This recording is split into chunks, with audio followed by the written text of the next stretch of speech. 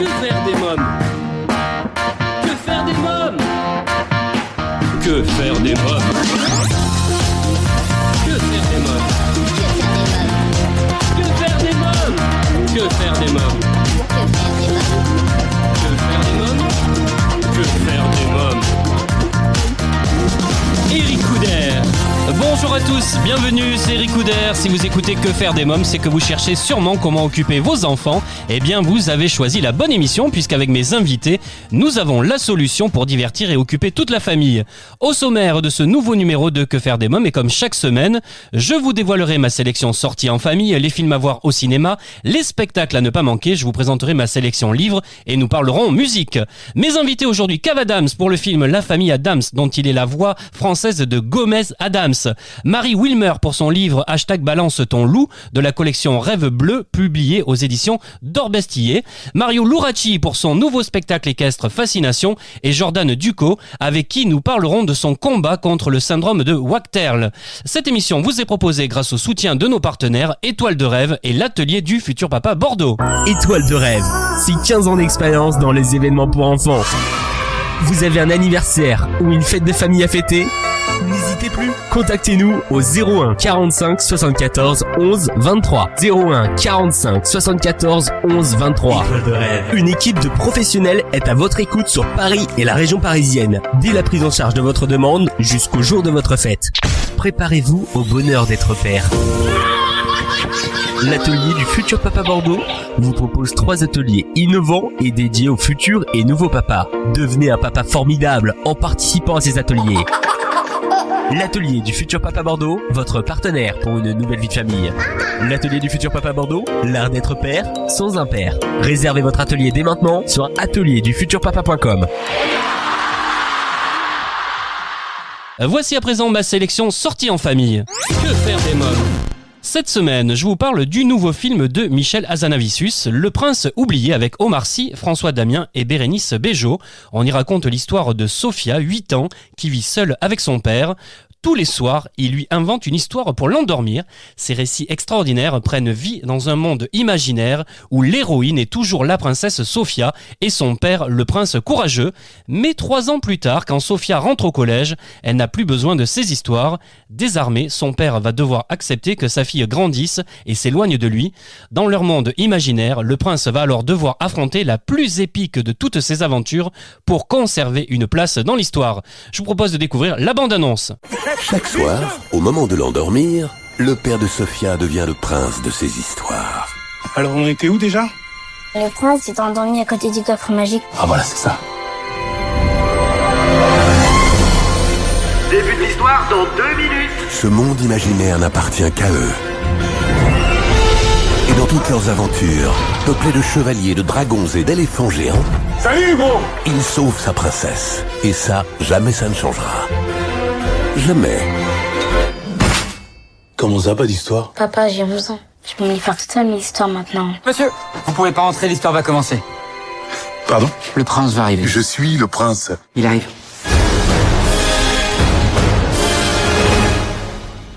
C'est quoi ça? Tu m'en veux pas? Bien sûr que non. Bonne nuit.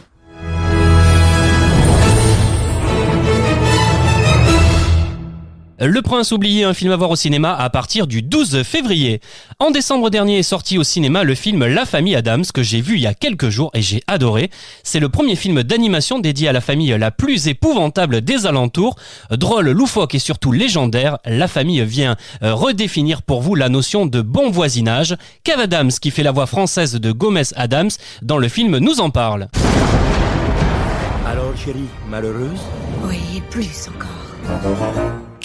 Monsieur et Madame Adams, il faudrait très peu de choses pour rendre cet endroit parfait. La famille Adams, moi je regardais cette série quand j'étais petit déjà, j'adorais ça. La journée s'annonce splendide. Ça parle aussi beaucoup de notre époque, du 21e siècle, c'est-à-dire quand on connaît pas les gens, quand on se pose des questions, quand on a de l'intrigue, et ben on en a peur, et ça s'appelle du racisme primaire.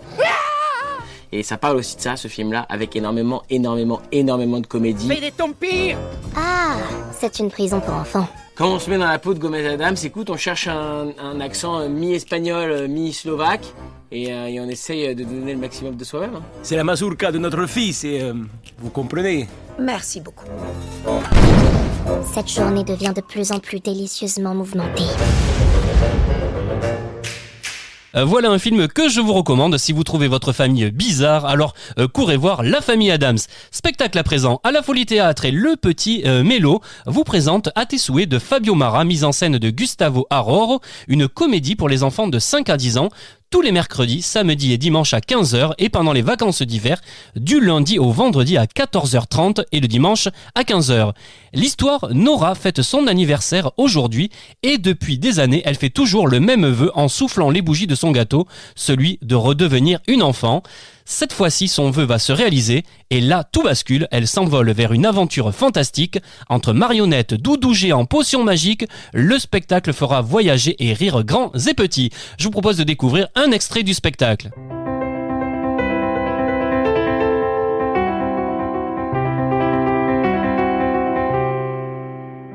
Mais aujourd'hui, c'est mon anniversaire.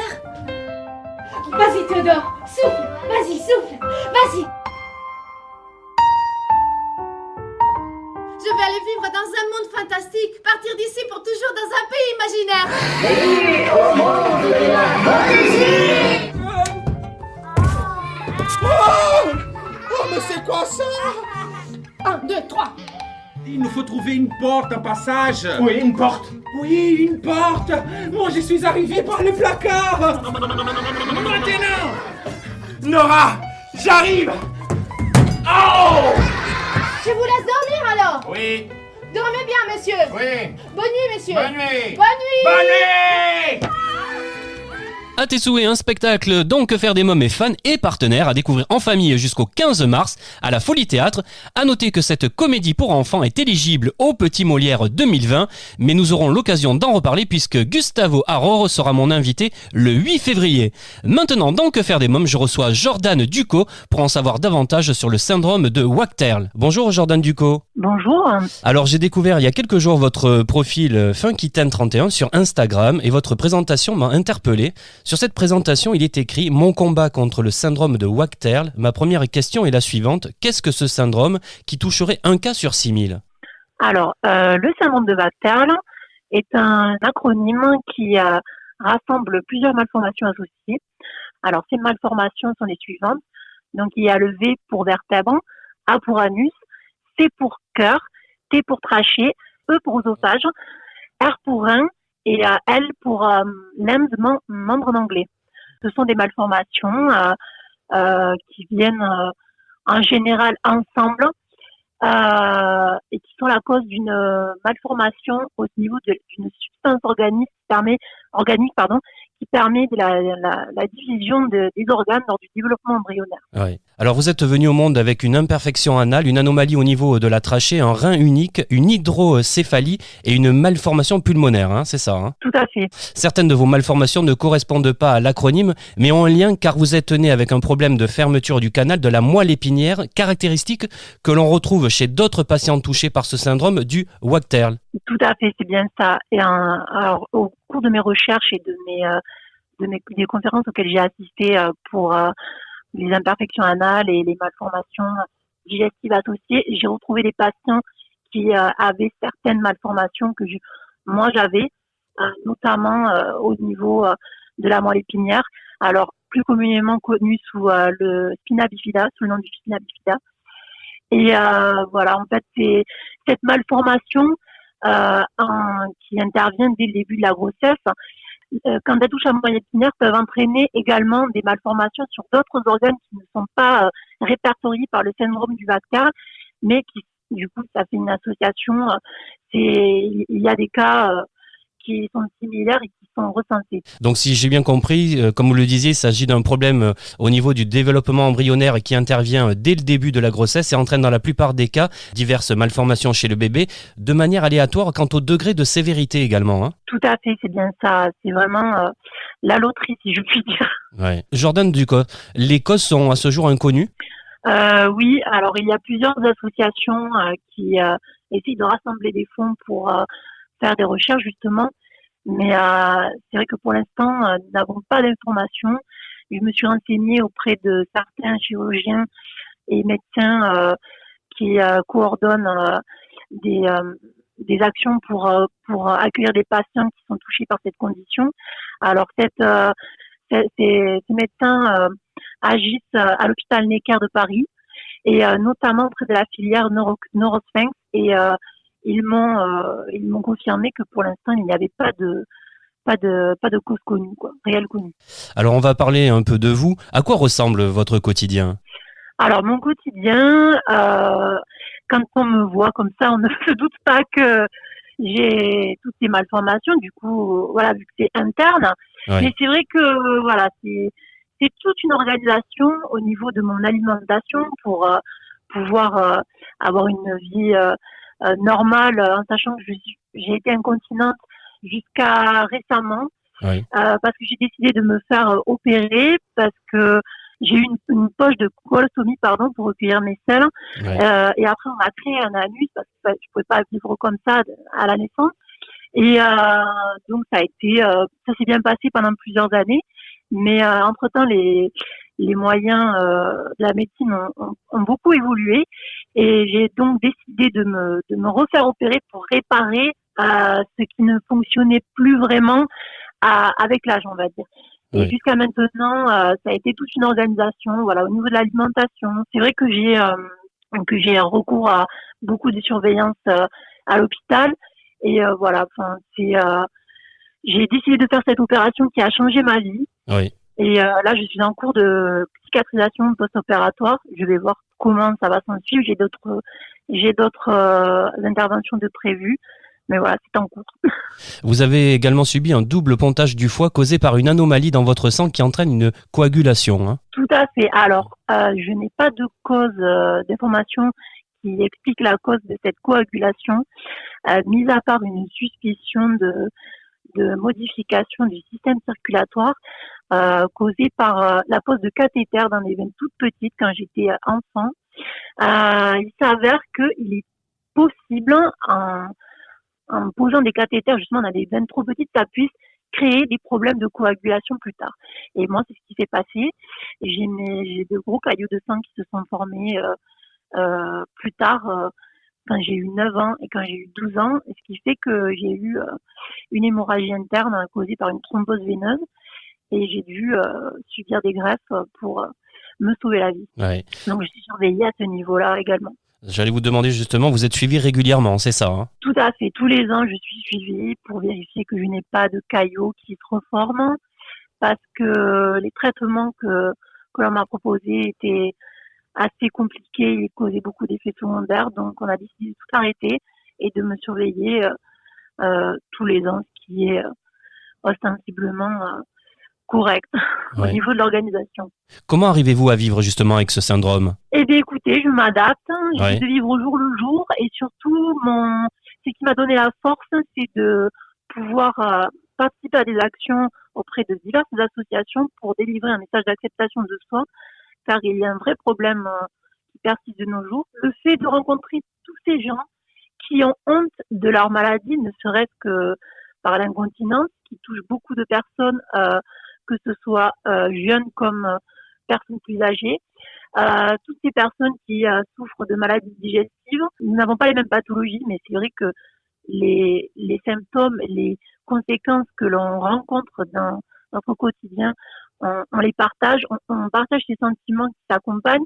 Et mon but, c'est vraiment de montrer que on peut être heureux, on peut s'accepter, on peut prendre soin de soi et être considéré au-delà de notre maladie. C'est vraiment mon but premier et c'est ce qui m'a donné la force de positiver et de garder la tête haute face à ce quotidien qui a été très compliqué, notamment par l'incontinence. Hein, ça c'est un fait. Oui. Mais voilà, c'est vrai que au fur et à mesure de toutes ces actions que j'ai organisées, j'ai reçu énormément de soutien et voilà, aujourd'hui, je n'ai aucun problème à parler de ma maladie.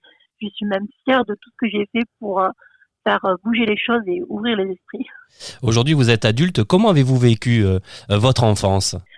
Eh bien, alors, ça a été très, très compliqué, justement. Oui. J'ai vécu 6 ans de harcèlement scolaire. Ah oui ? Alors, oui, à l'époque, parce qu'on n'en parlait pas beaucoup. Oui. Mais c'est vrai que au cours de mes recherches, j'ai constaté qu'il y avait beaucoup de mesures qui avaient été prises par rapport à ça avec le temps.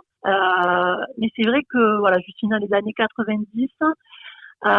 J'ai été dans plusieurs écoles. J'ai été en internat médicalisé et tout au long de ma vie, j'ai subi le harcèlement scolaire. C'est une inquiétude que je rencontre chez beaucoup de parents qui ont des enfants qui sont nés avec les mêmes malformations que moi. Et j'essaie de les accompagner là-dedans pour pouvoir leur insuffler la positivité, l'espoir qu'il faut pour pouvoir aider leurs enfants à faire face à ça, en sachant qu'au fur et à mesure, le temps qui passe fait que des actions sont mises en place par le gouvernement, les associations pour lutter contre ce fléau, justement. Ah oui. Alors vous êtes une ravissante jeune femme, je l'ai vu sur les réseaux sociaux. Ça a été difficile pour vous de vous autoriser à être heureuse? Eh bien, écoutez, je vous remercie déjà pour le confinement. Ça a été difficile pour moi d'être heureuse. Oui, mais c'est vrai que, comment dire, j'ai fait la paix avec moi-même. J'ai fait la paix avec mon corps. Il y a encore beaucoup de travail à faire à ce niveau-là, mais je commence à vraiment atteindre cette plénitude que j'ai longtemps recherchée, et c'est vraiment ça que j'essaye de véhiculer à travers mes posts. J'en profite pour mentionner mon amie australienne Anya Christopherson qui est atteinte du même syndrome que moi et qui est mannequin international et première dauphine du concours Miss Australie. Donc, rien n'est perdu. Bien sûr. Jordan Ducos, est-ce que, avant tout, votre objectif est de sensibiliser à cette pathologie et de délivrer un message positif? Alors, tout à fait. C'est mon objectif et j'ai choisi de ce fait de reprendre mes études, car je les avais arrêtées à cause du harcèlement scolaire. J'ai repris mes études en communication. Mon but est de réussir à avoir mon diplôme pour pouvoir organiser des actions de sensibilisation au cours des années prochaines pour faire connaître la maladie et attirer l'attention des organismes extérieurs pour organiser plein de choses, pouvoir aider les personnes handicapées. Est-ce que vous pouvez faire du sport? Est-ce que vous pouvez sortir, aller en boîte, danser? Alors, je peux faire du sport. Je suis d'ailleurs inscrite dans un centre de kinésithérapie respiratoire conçu pour les personnes qui ont des problèmes pulmonaires. Sinon, oui, je peux avoir une vie tout à fait normale. Je dois seulement organiser mon alimentation les heures précédentes pour pouvoir passer l'événement ou l'activité sans encombre. Ouais. Alors quelques mots maintenant sur l'atrésie de l'œsophage et sur l'AFAO, association dont le but est de briser l'isolement des familles, association que nos auditeurs connaissent puisque j'ai reçu plusieurs des membres de l'association et surtout Lucie Malguir qui est la présidente, il me semble. Effectivement, Madame Lucie Malguir est présidente de la région toulousaine. Oui. Alors j'ai rencontré l'AFAO au cours de la journée des familles à Paris l'an dernier, en juin 2019. J'ai été intervenante dans cette association au cours de laquelle j'ai raconté mon témoignage. Alors, je ne souffre pas de l'atrésie de l'œsophage. Je n'ai pas été concernée par cette malformation, oui. Mais j'ai rencontré plusieurs enfants qui, eux, avaient une malformation anorectale et également une atrésie de l'œsophage. Et j'ai été impressionnée par le parcours de toutes ces personnes, jeunes comme adultes, comme tous ces parents qui sont venus me voir pour me remercier de redonner de donner une image positive du quotidien qu'on peut avoir.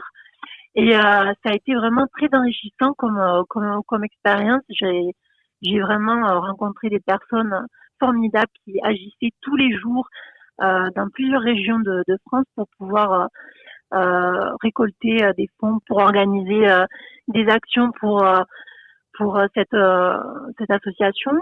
Alors notamment la course des héros, oui.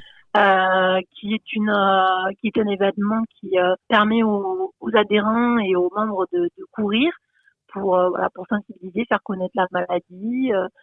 Donc c'était vraiment très enrichissant comme expérience. Et vous pouvez les contacter, ils seront ravis de pouvoir vous aider. Bien sûr, oui. Ils organisent en plus plein de manifestations. On en parle régulièrement dans l'émission.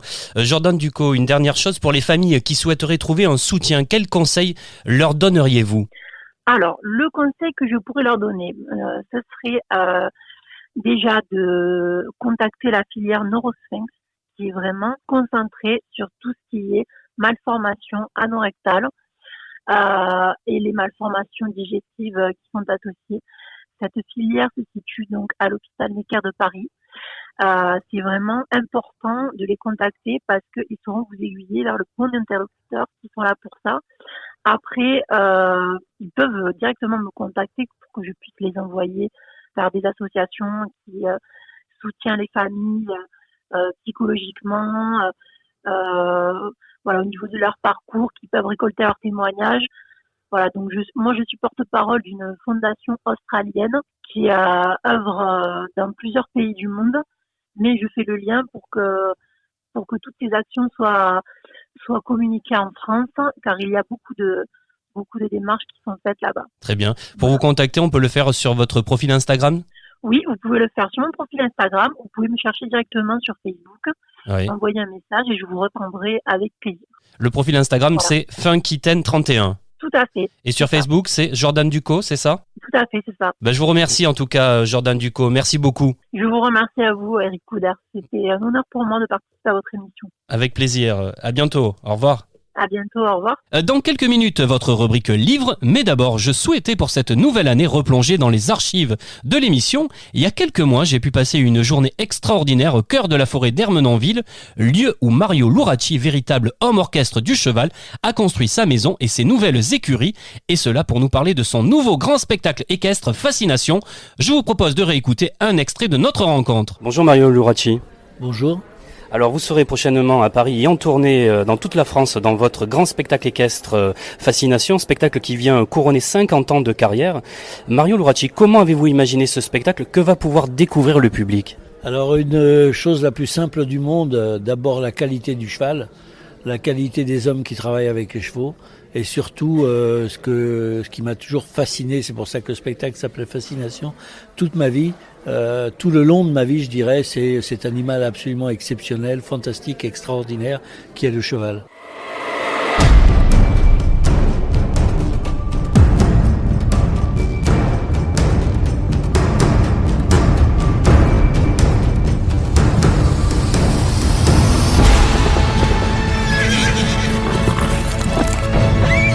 Comment est née cette idée d'un spectacle équestre grand public ? Alors elle part d'amis à moi qui produisent déjà le spectacle de Saumur et ils m'ont, comme j'avais fait le printemps des écuyers, ils ont eu l'occasion de voir ça et m'ont proposé si je voulais faire un spectacle uniquement cascade, chevaux, cinéma et donc j'ai dit oui immédiatement. Alors tous les costumes et harnachements des chevaux proviennent directement de votre collection personnelle, hein ? Oui, tout provient de chez nous, de choses que l'on fabrique. Et des choses que l'on a à travers les films, bien sûr très important, que nous rachetons et que on garde pour pouvoir faire des choses qui sont très féeriques. Mario Luracci, quelques mots sur cette cascade très dangereuse, le cabré retourné, pour laquelle vous avez été récompensé aux États-Unis. Pourquoi cette cascade est si dangereuse ? Vous avez une quantité incroyable de cavaliers qui se sont retrouvés paraplégiques avec ce genre de cascade. Donc là, c'est un de mes cascadeurs qui l'a faite sur Chevalier et il a eu un Oscar, j'en ai eu un également parce que le cheval c'est moi qui l'ai dressé. Donc automatiquement l'Oscar revient aussi au dresseur parce qu'il faut disons que la partie la plus dangereuse ce n'est pas quand le cheval sait le faire, c'est quand il apprend à le faire. Donc là, faut y aller un peu.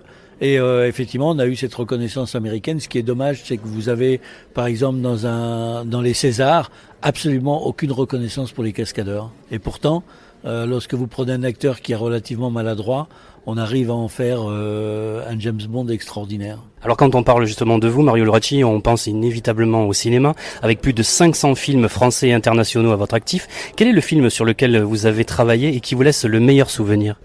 Franchement, j'en ai plein qui me laissent des souvenirs extraordinaires, parce qu'en fin de compte, un film, c'est des découvertes nouvelles, et à chaque fois c'est ce que vous allez faire sur le film. Et beaucoup de films que j'ai fait en réalisateur deuxième équipe où j'ai pu faire la mise en scène moi-même de plein d'actions, c'est des choses extraordinaires. Napoléon de Clavier, ça a été pour moi une expérience avec Simoneau extraordinaire. Travailler avec Terry Gilliam dans Brother Grimm, ça aussi, ça a été une expérience fabuleuse. Travailler sur la légende d'Avalon, ça a été incroyable. C'est surtout lorsque j'ai fait des cascades fantastiques comme dans Chouan, comme dans énormément de films, mais les films qui m'ont le plus marqué, c'est où j'ai vraiment pu faire la mise en scène et montrer vraiment un travail fabuleux à l'écran après, derrière. Quel a été le film le plus difficile justement à tourner ? Il n'y a pas eu de film difficile, il y a toujours des temps d'adaptation, tous les films sont uniques, donc automatiquement le plus compliqué c'est toujours lorsque vous avez un metteur en scène qui ne sait pas très bien ce qu'il veut. Donc ça, c'est qui se cherche un peu. Donc c'est toujours un peu compliqué. Mais quand vous travaillez par exemple avec un Boutonnat, avec qui j'ai fait tous les clips de une grosse partie des clips de Mylène Farmer, c'est un bonheur. C'est un bonheur. Travailler avec Mylène Farmer, par exemple, c'est un bonheur. Alors adolescent, vous avez voué une admiration pour les Indiens d'Amérique du Nord. Qu'est-ce qui vous séduisait chez eux ? Qu'est-ce qui vous fascinait chez les Indiens ? Tout m'a fasciné chez les Indiens. La liberté, le cheval. Après, vous comprenez beaucoup mieux. Au début, c'est des rêves. Et après, la réalité de la vie vous rattrape. Donc vous voyez qu'il y a des défauts et les qualités. Mais le style de vie était fantastique. Cette liberté, surtout, cette liberté incroyable et cette, je dirais, acceptation d'énormément de différences sans avoir une animosité ou un racisme. Et ça, c'est fabuleux. Est-ce que c'est à ce moment-là que vous avez découvert les chevaux ? Totalement. C'est les Indiens qui m'ont amené au cheval.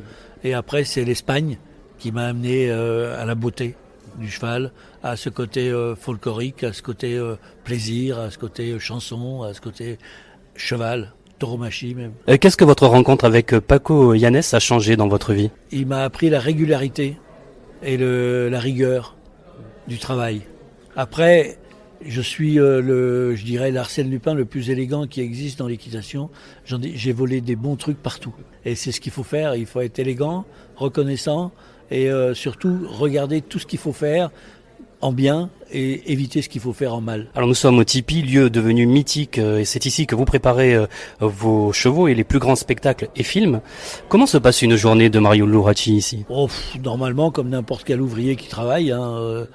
Si j'ai des chevaux à préparer, je sors le cheval et je le prépare à ce qu'il y a à faire petit à petit. Et si on doit faire un rassemblement pour pouvoir avoir des idées pour le spectacle, comme je vais faire dans une semaine encore plus pointue, j'appelle mes cascadeurs, on se réunit à 7, 8, 10 et chacun donne une idée de ce qu'il a envie de faire. C'est un travail de groupe important. Je veux vraiment faire là je dirais une symbiose de tout ce que mes gens ont envie de faire également. Alors Mario Luracci, vous fêtez 50 ans de carrière équestre. Quel est votre meilleur souvenir sur ces 50 années passées ? J'ai pas de meilleurs souvenirs. J'ai plein de souvenirs extraordinaires avec des chevaux qui m'ont apporté l'impression de les connaître. Et en fin de compte, c'est eux qui s'adaptaient à moi, qui était quelque chose de fabuleux. Parce qu'en fin de compte, un cheval, chaque fois que vous rencontrez un cheval, c'est une nouvelle aventure. C'est un être humain qui s'exprime à sa façon. Et plus il s'exprime en vous ouvrant son cœur, et plus vous êtes dans un nuage. Dernière question, Mario Luracci. Qu'avez-vous envie de dire à tous nos auditeurs, parents, grands-parents qui nous écoutent aujourd'hui, pour qu'ils viennent en famille découvrir votre grand spectacle équestre Fascination ? Surtout, amenez beaucoup vos petits-enfants et tout, pour qu'ils puissent voir quelque chose qui les fera rêver, le cheval. Et ça, c'est très important parce que c'est le sport, c'est la pratique, je dirais, qui n'a pas d'hypocrisie. Un cheval, il est comme il est. Vous le prenez, ou il vous prend, ou il vous prend pas. Et ça, c'est clair, c'est net, c'est fantastique. C'est une vraie leçon de vie. Merci Mario Luracci, merci beaucoup. Au plaisir. Mario Luracci, Fascination, en tournée dans toute la France jusqu'en avril. Et à noter que Mario Luracci présentera ce spectacle à Paris du 20 au 22 mars au Palais des Sports. À présent, c'est votre rubrique Livre. Que faire des mômes ? Voici ma sélection de la semaine. Régine Poussin, ingénieure informaticienne, coach numérique et enseignante design numérique en collège, publie aux éditions Erol « J'explore le monde numérique ». Destiné aux 8-12 ans environ, ce livre apprendra à vos enfants à mieux appréhender le monde numérique qui les entoure grâce à 52 activités sans écran de nature très variée. Activités manuelles, jeux, expériences, défis, contes. Les enfants seront ainsi emmenés à explorer différents sujets comme la programmation, le binaire, la cryptographie, cryptographie, la robotique ou encore l'intelligence artificielle. Aujourd'hui, tous les enfants sont confrontés au numérique dès leur plus jeune âge. Mais comprennent-ils comment ce monde fonctionne? En connaissent-ils les bonnes pratiques, les pièges ou les dangers? Utilisent-ils les outils du numérique à bon escient, sans porter préjudice à leur image, à autrui ou à leur avenir? Autant de réponses à ces questions à découvrir dans ce livre. J'explore le monde numérique de Régine Poussin aux éditions Erol. À présent, dans Que faire des mômes, je reçois Marie Villemer pour son livre jeunesse #Balance ton loup. Bonjour Marie Villemer. Bonjour. Alors vous publiez Balance ton loup de la collection Rêve bleu aux éditions d'Orbestier, un livre jeunesse dans lequel Blanche-Neige en a plus qu'assez de se coltiner les corvées des Sénins mal élevées. Parlez-moi de ce livre. Alors, Balance ton loup, c'est l'histoire de princesses et de personnages de contes. Donc, des personnages de contes de notre enfance qui bercent encore nos enfants de leurs aventures. Donc, c'est l'histoire de Blanche-Neige, Cendrillon et Chaperon, entre autres, qui prennent la décision de se soutenir et de se rebeller ensemble contre leurs oppresseurs. Donc voilà, ce n'est pas qu'une histoire de princesse, mais une histoire qui laisse place à l'inclusion de personnages masculins aussi, qui existent donc en soutenance de la rébellion et veulent aussi parfois être des princesses eux-mêmes. Voilà, donc c'est une histoire qui porte l'égalité et l'antisexisme en fil rouge, qui se veut accessible au plus grand nombre afin de permettre ouverture d'esprit, inclusion et respect d'autrui. Voilà, une histoire qui botte les fesses à de vieux clichés sexistes, on va dire. Les illustrations sont de Julie Mélan, qui a entre autres illustré Le miel et la boue, publié aux éditions Lire c'est partir, un album qui dénonce les stéréotypes sur les filles et les garçons, mais aussi une série d'albums néerlandais qui parlent de fillettes qui ne s'intéressent pas qu'aux paillettes et aux tutus. Votre collaboration était une évidence? Alors, je ne connaissais pas Julie avant d'apprendre notre mariage éditorial. Moi, je la connaissais pas du tout. Ouais. Donc, voilà, j'ai découvert son travail. Ça a été une grande joie de travailler avec elle, parce que je pense qu'elle est tout à fait concernée par la thématique et qu'elle a su moderniser les contes, justement, avec son trait, son aquarelle, et son humour et sa poésie, quoi. Non, c'est quelqu'un que j'ai pu rencontrer après à Montreuil et qui est très concerné et qui est adorable aussi, quoi. Ce que j'ai beaucoup aimé aussi, c'est que votre petit poussé veut devenir princesse. Le petit poussé, c'est un clin d'œil à un petit garçon que je connais bien. Hein. Oui. Et donc, ce petit garçon, quand il avait 2 ans, il voulait être une princesse. Il adorait vraiment les princesses. À l'inverse de sa sœur qui, elle les détestait, voilà, elle les trouvait trop bêche, on va dire. Et donc, ce petit garçon aimait beaucoup se déguiser en princesse, et ce qui a fait que, le regard des adultes a été souvent très dur sur lui quand il apparaissait comme ça déguisé, voilà.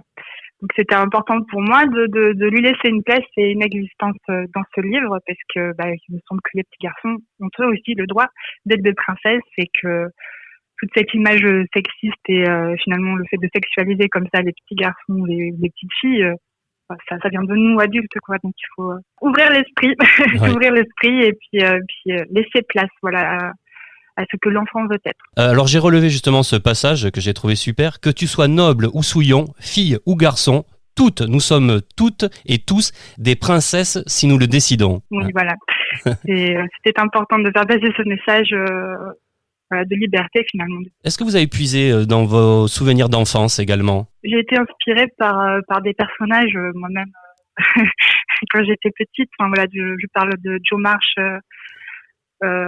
régulièrement. Enfin, c'est un personnage inspirant pour moi, oui, qui a pu justement se libérer d'attentes de la société à l'époque, quoi. Elle voulait être auteure alors qu'on l'a cantonnée au foyer. Et voilà, donc c'était des personnages très inspirants, et finalement les princesses gardent ça en elles aussi, cette possibilité de s'exprimer comme elles le veulent. Oui, vos personnages préférés étaient Jo March, Brin d'Acier ou encore Tom Sawyer. Hein. Oui, c'est ça, à l'époque, tout à fait. Vous dites qu'ils vivaient de vraies aventures. Oui, à l'inverse de Blanche-Neige, par exemple, que je trouvais vraiment la pauvre, quoi. quand on est comme ça. Est-ce que ça veut dire que lorsque vous étiez petite fille, vous auriez préféré que vos princesses favorites soient imparfaites? Je crois, ouais. Ouais. Oui, complètement, ouais, qu'elles soient plus comme nous, finalement. C'est également un ouvrage drôle aussi, faut le préciser à nos amis auditeurs, voilà. Même s'il y a un message fort à l'intérieur. Oui, voilà, tout à fait. C'était pour permettre aux enfants de s'identifier, s'approprier cette thématique, mais en étant en laissant place à l'humour et pas à la lourdeur. On reste quand même sur une écriture pour les enfants. Très bien. Je vous remercie, Marie Villemer. Merci beaucoup. Merci à vous. #Balance ton loup, un livre de Marie Villemer de la collection Rêve Bleu aux éditions d'Orbestier à vous procurer sans plus attendre. Et bien voilà, Que faire des mômes pour aujourd'hui, c'est terminé. Pour écouter ou réécouter cette émission en podcast, rendez-vous sur notre site internet quefairedesmômes.fr. Venez partager vos impressions sur Instagram, Twitter et Facebook. Merci pour votre fidélité. Je vous embrasse fort ainsi que ma petite nièce Erika. Bye bye.